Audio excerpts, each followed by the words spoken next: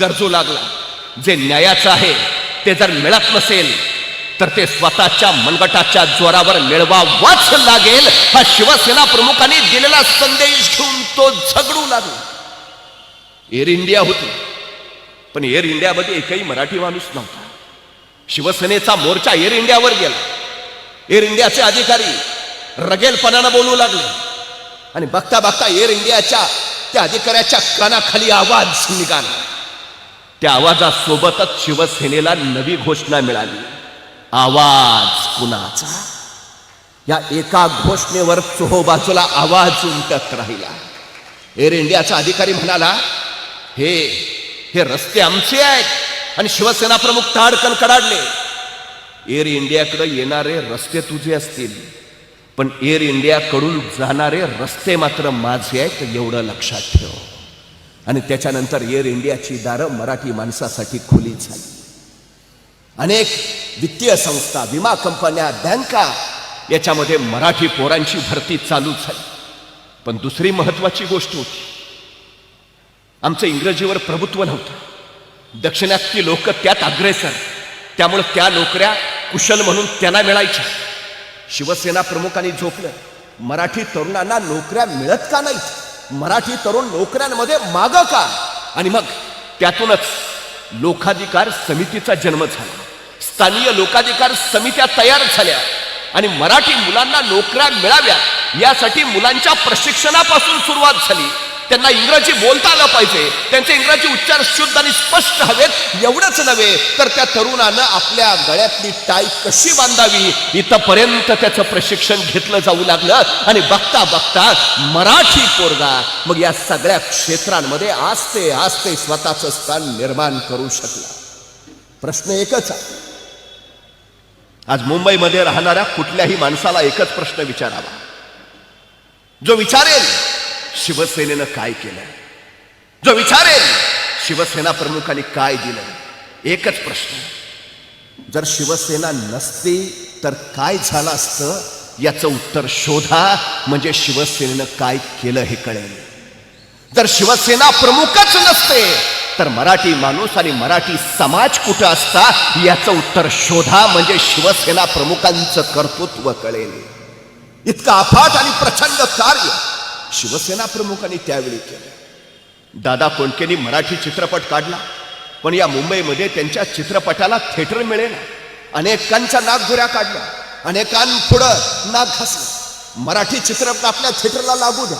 मुंबईतल्या मराठी माणसासाठी, मराठी संस्कृती जपण्यासाठी, मराठी कलांना प्रोत्साहन देण्यासाठी. पण मुंबईतच मराठी चित्रपटाला थिएटर नाही.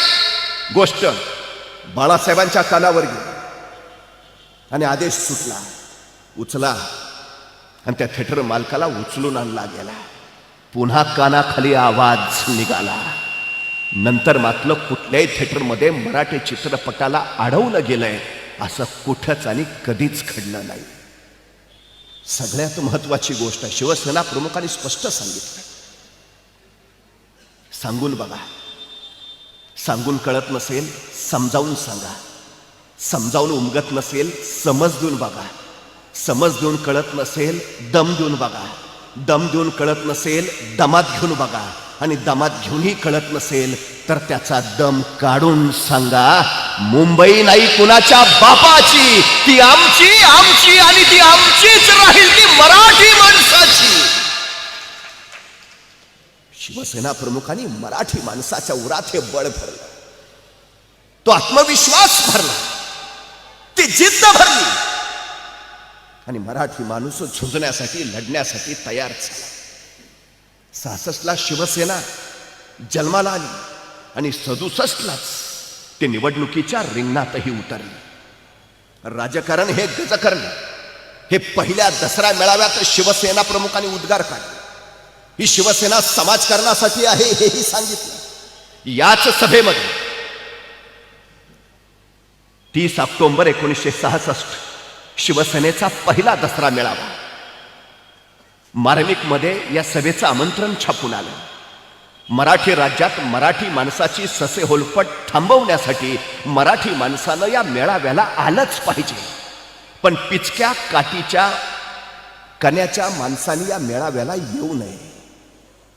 ज्याच्या पाठीचा कणाच पिचलाय, ज्याला झुकणं वाकणं हेच सोपं वाटतं, त्याला येऊच नाही. पण ताठ करण्याची 4 लाख माणसं शिवसेनेच्या या पहिल्या दसरा मेळाव्याला उपस्थित होती. 4 लाख. याच दसरा मेळाव्यामध्ये प्रबोधनकार ठाकरेंनी सांगितलं, आजपासून मी माझा बाळ महाराष्ट्राला अर्पण करतो आहे. त्या दिवशी शिवसेना प्रमुख जे महाराष्ट्रासाठी समर्पित झाले ते केवळ 17 नोव्हेंबर 2012 पर्यंत नव्हे, तर आज अखेर 17 नोव्हेंबर 2022 आणि इथून पुढची हजारो वर्ष ते महाराष्ट्रासाठी नव्हे, राष्ट्रासाठी समर्पित राहतील. त्यांचा प्रत्येक विचार, त्यांची प्रत्येक कृती पिढ्यानपिढ्यांना प्रेरणा देत राहील. शिवसेना प्रमुखांनी सूत्र स्वीकारले, सत्तेशिवाय विकास नाही, राजकारणाशिवाय समाजकारण यशस्वीतेकडे नेताच येणार नाही. आणि 67 शिवसेना निवडणुकीच्या रिंगणात उतरली. ठाणे महानगरपालिकेमध्ये शिवसेनेचे 21 नगरसेवक निवडून आले. 68 ती मुंबई महानगरपालिकेमध्ये उतरली. 41 नगरसेवक निवडून आले. शिवसेना बघता बघता राजकीय पटलावर स्वतःचं प्रभुत्व गाजवत पुढं पुढं निघाली. पण याच्या पाठीमागं फक्त एक ध्येय होतं, एक विचार होता. मराठी माणूस, मराठी अस्मिता, मराठी संस्कृती आणि छत्रपती शिवाजी महाराजांनी दिलेला वारसा आम्हाला समृद्ध करत जायचा आहे. हा सगळ्यात मोठा वारसा. ही शिवसेनेची लढाई त्यासाठी आहे. हा सगळा प्रपंच त्यासाठी होता. संयुक्त महाराष्ट्र मिळाला होता, पण बेळगाव, कारवार, संकेश्वर, निपाणी, बिदर, भालकी हे मराठी भाषिक प्रांत महाराष्ट्रात आले नव्हते. महाजन कमिशन बसवलं गेलं आणि शिवसेना प्रमुख बाळासाहेब ठाकरेंनी इंदिरा गांधींना जड अंत करणारे एक पत्र लिहिलं. हा अहवाल स्वीकारू नका, नाहीतर महाराष्ट्र पेटेल. आणि नंतर असं ठरवलं की मुंबईमध्ये जे कुणी येतील, ते पंतप्रधान असतील, उपपंतप्रधान असतील अथवा मुख्यमंत्री असतील, त्यांना शिवसेनेच्या वतीनं निवेदन द्यायचं. सीमा भागातल्या मराठी भाषिकांना न्याय मिळालाच पाहिजे. शिवसेना त्यासाठी अखंडपणे लढत राहील हे त्यांना सांगायचं. आणि त्याच वेळी नेमके मोरारजी देसाई मुंबईत येत होते. मोरारजी देसाईंना निरोप दिला. माहीममध्ये शिवसेनेचे शिवसैनिक आपल्याला निवेदन देण्यासाठी उभा राहतील. आपण त्याच मार्गाने जाणार आहात. जाताना फक्त 2 मिनिटं आपण गाडी थांबवावी, गाडीतनं उतरावं, शिवसैनिकांचं निवेदन घ्यावं आणि गाडीत बसून पुढे निघून जावं. बस फक्त 2 मिनिटाचा विषय होता. त्यांनी होकारही भरला. माहीमला शिवसैनिक उभा होते. आता काही वेळात मोरारजी देसाईंची गाडी येईल, निवेदन घेतील आणि आपण घरी परतो. सगळ्यांचा एवढाच काय असं. बघता बघता लांबून मोरारजी देसाईंची गाडी येताना दिसली. अगदी जवळ आली. आता गाडी थांबेल असं वाटत असताना अचानक गाडीचा ब्रेक पडला आणि गाडी थांबत नाही कळल्याबरोबर काही शिवसैनिक गाडीच्या पुढे गेले. पण बेदरकार मोरारजी देसाईंनी त्या शिवसैनिकांच्या अंगावर गाडी घातली आणि शिवसैनिकांना चिरडत मोरारजी देसाईंची गाडी पुढे निघून गेली. शिवसैनिक संतापले. सुरेश पेनकर नावाच्या शिवसैनिकाच्या पायावरनं मोरारजींच्या गाडींची चाकं केली होती. रक्ताळलेला सुरेश पेनकर यातनाने कळवळत होता. शिवसेना प्रमुख धावले. या सुरेश पेनकरला आपल्या मांडीवर घेतले. त्याला विचारलं, काय रे, आता शिवसेना सोडणार? आणि वेदनेनं कळवळत असणारा सुरेश पेनकर म्हणाला, वाचलो तर मरेपर्यंत लढणार, पण मरेपर्यंत शिवसेना नाही सोडणार. ही कडकडीत निष्ठेची माणसं शिवसेना प्रमुखांनी कमावली. मरणाला तरी 72, पण शरण जाणार नाही.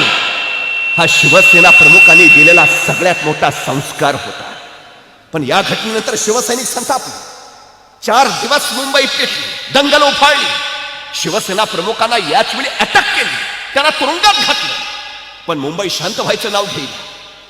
मोरारजी देसाईंना असं वाटलं होतं की शिवसेना प्रमुखांना तुरुंगात टाकल्यावर मुंबई आपोआप शांत होईल, पण घडलं उलटच. मुंबई आणखी भडकली. ती काही केल्या क्षमेना. आणि मग केंद्रातून विचार सुरू झाला, काय करता येईल म्हणजे मुंबई शांत होईल. आणि एकाने स्पष्टपणे सांगितलं, मुंबईला शांत करायची ताकद फक्त एकाच माणसात आहे. कोण? शिवसेना प्रमुख